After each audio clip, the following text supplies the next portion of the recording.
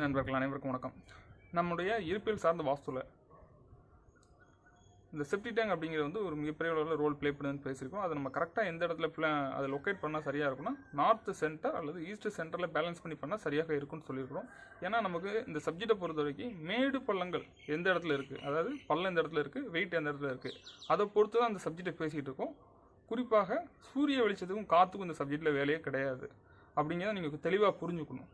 அப்படிங்கும்போது அப்போ இந்த இடத்துல செப்டி டேங்க் என்பது வந்து நம்ம அநேகமாக எல்லாருமே வந்து அந்த லொக்கேட் பண்ணுற இடம்னு பார்த்தீங்கன்னா வாயுமொழின்னு சொல்லிட்டு, அதுவும் குறிப்பாக வடமேற்கில் தான் செப்டி டேங்க் வந்து நம்ம அந்த இடத்துல ப்ளேஸ் பண்ணி அந்த இடத்துல தான் கொடுக்குறோம் பார்த்தீங்கன்னா. ஆனால் அதுதான் மிகப்பெரிய தவறாக அமைஞ்சிருது. இப்போ எல்லாருக்குமே வந்து பார்த்திங்கன்னா அந்த குழந்தை பேர் என்பது ஒரு மிகப்பெரிய ஒரு பிரச்சனையாக போய்கிட்டு இருக்குது. அதற்கு இந்த செப்டி டேங்க் ஒரு மிகப்பெரிய ஒரு காரணமாக அந்த இடத்துல இருக்கிறதுக்கான சாத்தியம் கூட அதிகமாக இருக்குது. எதனாலன்னா நம்ம அந்த வாயுமொழியில் அந்த செப்டி டேங்க் கொடுக்கறதுனால.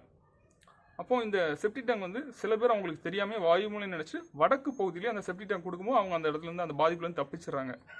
அப்படின்னு பார்க்கும்போது பொதுவாக நம்ம அந்த சப்ஜெக்டை பொறுத்த வரைக்கும் அந்த ஜியாமெட்ரி நாலேஜ் இருந்தால் மட்டும்தான் கரெக்டாக நம்ம வந்து பிளான் பண்ண முடியும்னு சொல்லியிருக்கோம். அதுபடி பார்த்தீங்கன்னா இப்போ இடத்தோட அமைப்பிலே பார்த்தீங்கன்னா 60க்கு 60, 60க்கு 40, 40க்கு 60 இப்படியான இட அமைப்புலாம் இருக்குது அந்த மாதிரியான இடத்துல.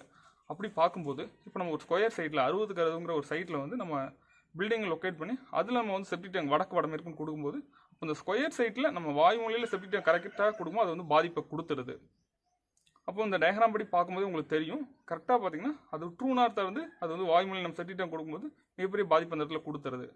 அதே சமயம் இது மேற்கு பக்கம் கிழக்கு பக்கம் 60 அடி, வடக்கு பக்கம் தெற்கு பக்கம் 40 அடி அப்படின்னு வரும்போது அதுவும் வந்து ட்ரூ நார்த் இன்னும் கொஞ்சம் இல்லாத லீனியர் சைட்டாக வரும்போது, அதாவது ஃப்ரண்டேஜ் வந்து உங்களுக்கு ஒரு 40க்கு இப்போ நீங்கள் 60ங்கிற வர இடத்துல ஒரு 100 அடி வந்துச்சுன்னா கூட இப்போ நீங்கள் வடமேற்கு நினச்சி பண்ணுற நீங்கள் அந்த பண்ணுற அந்த டேரக்ஷன் படி பார்த்தீங்கன்னா அந்த இடத்துல, ஏன்னா இது வந்து வெர்டிக்கல் ரெக்டாங்குலராக இருக்கும்போது கரெக்டாக அதை வந்து வடக்கு நெகட்டிவ்ல அந்த செப்டி டேங்க் வரக்கான சாத்தியம் கூட அதிகமாக இருக்கும். அதே சமயம் வந்து இதே நேரம் நீங்கள் வந்து வடக்கு பக்கம் 60, கிழக்கும் மேற்கும் 40 அடி வரும்போது அது வந்து மேற்கு வடமேற்காக வரக்கான சாத்தியம் கூட இருக்கும். அப்போ இப்படியான புரிதலோடு நம்ம அந்த சப்ஜெக்டை அணுகும்போது தான் நம்ம வந்து சரியாக இதில் வந்து நமக்கு சரியான அவுட்புட்டும் கிடைக்க வரும். நம்ம இந்த சப்ஜெக்ட்டுன்னு நம்ம பேசுகிறதே வந்து பார்த்திங்கன்னா அந்த வடக்குலேருந்து கிழக்குக்குள்ளே தான் இன்கமிங் ஏரியா, தெற்குலேருந்து மேற்குக்குள்ளே அவுட் கோயிங் ஏரியான்னு சொல்லியிருக்கோம். அப்படிங்கும்போது அந்த இன்கமிங் ஏரியாங்கிற வர்ற இடத்துல நம்ம பள்ளங்கிற விஷயம் வரும்போது ரொம்ப ரொம்ப சாலச்சான விஷயம். இன்னும் ஒருபடி கூடுதலாக அந்த இடத்துல பார்க்கும்போது அப்போ இந்த செப்டி டேங்கை வடமேற்கில் வர்றதை விட வடக்கு சென்டரில் வடகிழக்கில் வந்தால் கூட பிரச்சனையை கொடுத்ததாக நான் இந்த இடத்துல பார்த்தது கிடையாது. இது மாதிரி நீங்கள் வடகிழக்கில் கூட செப்டி டேங்க் கொடுத்துருந்தீங்கன்னா அதை நண்பர்கள் கூட இல்லை நீங்கள் கமெண்ட் பண்ணுங்கள் உங்களுக்கு அதில் என்ன மாதிரியான பாதிப்பு கொடுத்துருக்குன்னு. அதுக்கு செப்டி டேங்க் காரணமாக அல்லது வடகிழக்கு பகுதியில் வேறு எதுவும் பிரச்சனை இருக்கனால உங்களுக்கு பாதிப்பை கொடுத்துக்கிட்டு இருக்கான்னு அதை செக் பண்ணி பார்க்கலாம். அது மாதிரி சொல் வழக்கில் அதிகபட்சம் வடகிழக்கில் செப்டி டேங்க் வரக்கூடாது அப்படின்னு சொல்லிட்டு அதுக்கு ஒரு முக்கியத்துவம் கொடுத்து அந்த இடத்துல பண்ணியிருக்காங்க.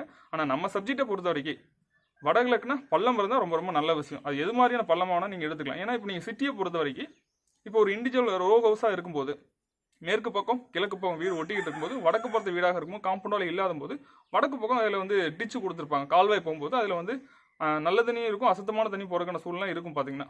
அப்படி பார்க்கும்போது அந்த இடத்துல நம்ம வந்து அந்த செப்டி டேங்க் கூட நமக்கு வடக்கு பக்கமாக தான் போகிற மாதிரி இருக்கும். அதுலேயும் அந்த நார்த் வந்து லெஃப்ட் போகும்போது வடகிழக்கே வந்து நமக்கு ஃப்ரண்டேஜ் வர மாதிரியான சூழல் வரும்போது ஆட்டோமேட்டிக்காக அது வடகிழக்கில் செப்டி டேங்க் இருக்கிற சாத்தியம் கூட தான் இருக்கும். அப்படிங்கும்போது நம்ம அந்த வடக்கு பகுதி கிழக்கு பகுதிக்குள்ளே செப்டி டேங்க் வந்து வடமேற்கில் வரதை விட வடகிழக்கில் வந்திருந்தால் கூட அந்த பிரச்சனையை கொடுத்துருக்காங்கன்னா என்னுடைய அந்த இடத்துல நான் உங்களுக்கு கொடுக்கக்கூடிய ஒரு வேலிட் பாயிண்ட்ஸாக இருக்கும்.